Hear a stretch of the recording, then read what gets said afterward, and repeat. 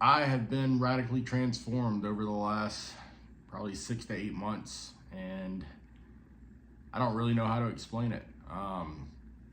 In Reformed theology, they say we are saved by grace alone, through faith alone, in Christ alone.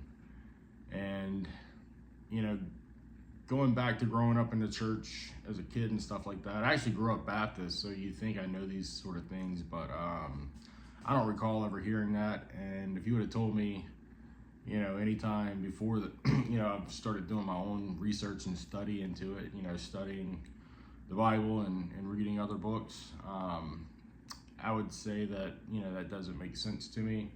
But the more I read and study and experience, what's happening in my life right now, I do believe that. I wasn't looking for a relationship with Jesus. It's not something that I thought was in the cards for me. It's not something that I wanted. Like I said, I grew up in a Baptist church, and I did like church and stuff like that.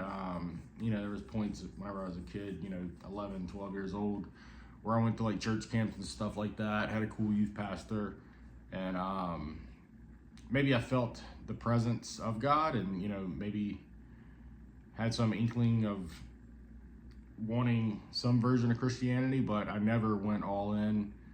As a kid, honestly, I'd be all for being a Christian in the church setting, but when it came to being around school or around, my cousins and stuff like that, hanging out with them, and, anytime they would poke fun, if you were kind of openly confessing being a Christian, it would push me back, and, I would have like shame or embarrassment about, openly and honestly wanting to, commit to Christianity. And some things happened, when I was around 13 or 14, lost a really good friend in a car wreck. And I just kind of quit going to church at some point. And throughout, my later teen years and early 20s, I struggled severely with drug addiction. And, that was a hard time in my life. And I did get clean and sober at like 23, and went into a 12-step based program, and that's where I got sober at. And it is a spiritual based program, but not a religious based program. So I did things like pray and meditate and do these spiritual tools, but never wanted to call it anything bigger than that. Spirituality, trying to be spiritual rather than be a Christian. It's a weird, kind of a weird deal. I guess, you want the benefits of having a relationship with the God, but you don't want to deal with the negatives of having a relationship with the one and true real God. Because going into the Bible, you start reading some stuff and you realize that you are a dirty, rotten sinner. And the Bible tells us not to do these sort of things, sexual immorality, dishonesty, things like that, ego, pride. It tells us we have to get rid of these things, if we are truly saved.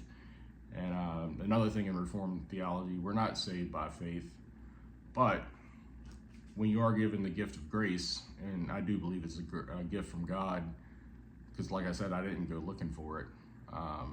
But when you get that gift of grace and you jump, head first into it, and you build faith, the works are just a byproduct of that salvation.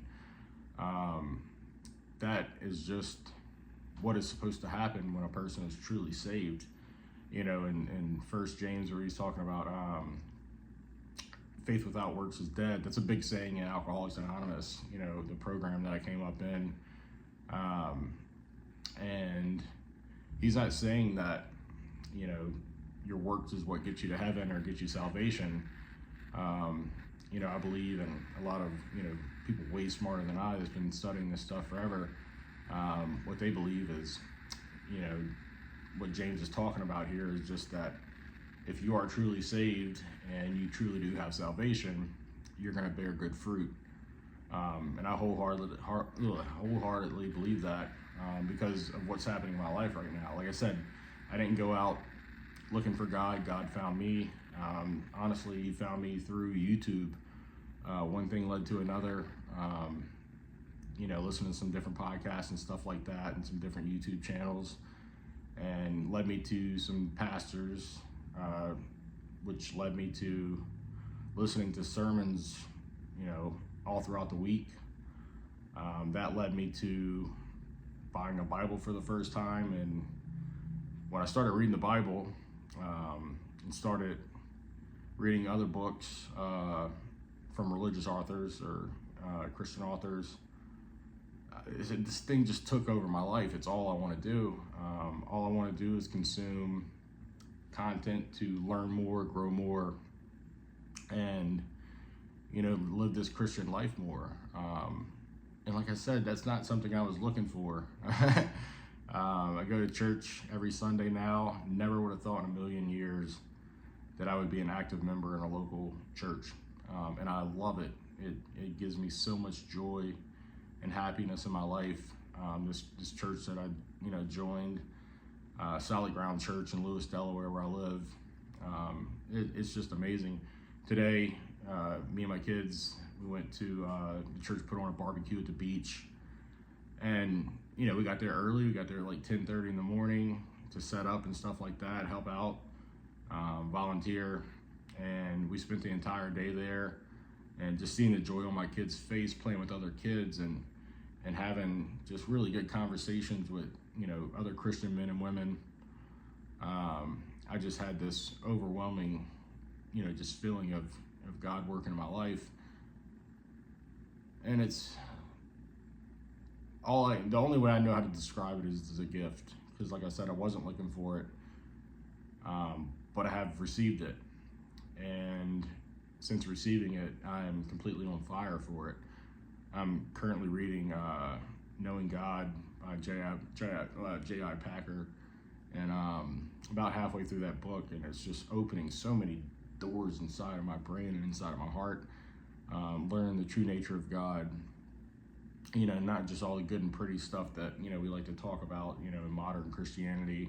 A lot of modern Christianity, I think things are starting to turn around, but just all about love. There's way more to the Bible, Old Testament and New Testament, than just the love of God. There's the wrath of God.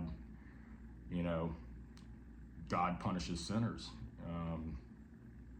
and I'm still a sinner, of course, but I've also eliminated a lot of really bad sin in my life. I made some other videos where I talked about I haven't watched porn or masturbated in going on like 7 or 8 months. I don't even know when the last time was, but I mean, that's something that controlled me on a day-to-day basis. I felt like I couldn't go to sleep without that release, and that was like something that was ingrained into me, something I did pretty much every day. And that sin has been removed from my life. I talked about, my struggles with eating disorders and stuff like that, and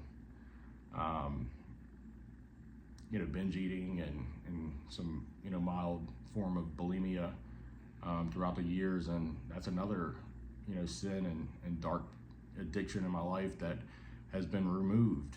Now, I'm not saying I'm perfect. My biggest thing that I deal with now is still just anger, frustration, resentment, things like that. But I'm very self-aware of it, and I pray about it daily to remove these things. And I think most people can relate that most of my anger and frustration comes with the people that I love the most. My kids, my wife, and that's just life. I'm in a hard part of life right now. Things are looking up, things are getting better, but I am at a difficult point of life right now. I bought a house that I had to buy. Didn't really have a choice in the matter, and it's a little bit more than I can really handle, getting by, but life is a lot less comfortable than it was. And financial struggles have always been something that just it cripples me. Whenever I'm struggling financially, or having to watch money so closly because, you know, making sure that we can pay the bills and everything like that. I just, it you know, it makes me uneasy and uncomfortable, and which leads to anger, frustration, and resentment. And all I can do is, you know, continue to ask for forgiveness whenever I have these sins pop up in my life, repent and pray to have these removed, and put in the work to, you know, try to remove them. And the works that I'm putting in is just being self-aware of the things, you know, whenever I notice anger and frustration creep in, you know, to put it in the front of my mind and be aware of it, that it's happening, and take a step back and wonder why it's happening, and then have an action to get out of it and make it stop happening, which for me has been reading and praying. And working on meditating is something I've always struggled with, but a lot of, you know, really smart Christian people that I listen to and everything like that talk a lot about meditating in God's word, and it's something I'm trying to implement into my life now. You know, I take these long walks with my dog on a daily basis, and a lot of times I'm listening to a sermon or Christian-based podcasts and stuff like that, but, you know, I think I'm going to try to make it a habit to do it in silence for at least, you know, 15 or 20 minutes, and just really take in, you know, the silence, the things in my head, organize them, put them together. And that's all we can do is continue to work on the things that are holding us back in life, you know, because when I get these feelings of, you know, frustration and anger, I feel it pulling me away from God. You know, it hurts me. I don't like having these feelings. So I'm working my tail off to do something about it. But yeah, today was just an amazing experience, you know, at this barbecue with people that I'm growing to love, you know, tremendously, and they love me. And I used to, you know, if you would ask me a year ago what I thought about going to church, I used to say I would never go to church. I would never, you know, bring my kids to church. I would say people in churches are hypocrites, you know. And the fact of the matter is the world is just full of hypocrites, you know. Of course, if you go to church, you're going to find a hypocrite here and there, but if you go anywhere in this world, you're going to find that. That's just the nature of human beings. So yeah, I wanted to make this video just because I've kind of, what I've been big into the last couple months as far as like my studies and who I'm listening to are Apologia Studios, Jeff Durbin, which when I first heard him, I was a little bit kind of torn in between if I, you know, liked what he said and stuff like that. But the more and more I read on my own and listen to what he's actually saying about, you know, Calvinism, Reformed theology, it just makes so much sense. You know, it's the only way I know how to explain what is happening in my life, that, you know, God chose me. He chose me to become a follower of Jesus, a disciple, and he gave me the gift of grace, and I'm just completely on fire. Man, it's just, it's crazy how fast things can change in such a short period of time. You know, my brain, heart, soul, it all just did a complete 180 on my thoughts of Christianity, and I'm so grateful for it. And I'm just excited to see where it takes me, you know, and keep reading, keep studying, because it's just making my life so much better, and I'm so happy. And God is just blessing me in ways that, you know, without him, you know, these sort of things don't happen. This sense of calm and peace and love, you know, for other people in this world, they don't come without, you know, that strong relationship with God and my guide, who is Jesus. But yeah, thanks for watching. I feel compelled to make content like this. I feel compelled to tell people, that are struggling and but on the fence and but thinking about this, and this video might pop across, and you watch it, and that might give you the little nudge to walk into a local church or go buy a Bible and just give it a shot. So thank you so much for watching.